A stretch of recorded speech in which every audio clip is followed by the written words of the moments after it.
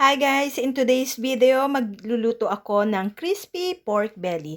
At ito ang mga rekado ko para sa pagpapakulo. So meron akong coarse pepper, garlic powder, fish sauce, and red onion, luya, and bay leaves.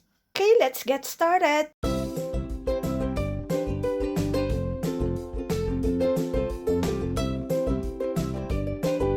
So, ilalagay na natin ang mga ingredients ko.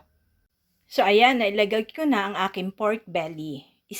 So, let's start with fish sauce, garlic powder, pepper, ginger, onion, and bay leaves. Oops, hindi nakasama yung isang bay leaves. So, ayan. So, pakukulang ko siya sa low fire for about an hour, and then I will increase the fire into medium for another 30 minutes. Wow, ang bango na ng aking pinapakuluang pork belly. Now, let's put this in the fridge for an hour or overnight.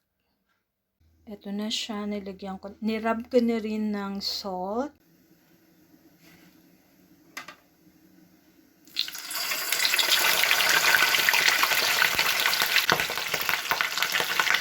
Yan na. Baliktad ko na. Ito na siya, kinuha ko na. So, let's wait for 10 minutes and then I will put it back in the cooking oil or pan.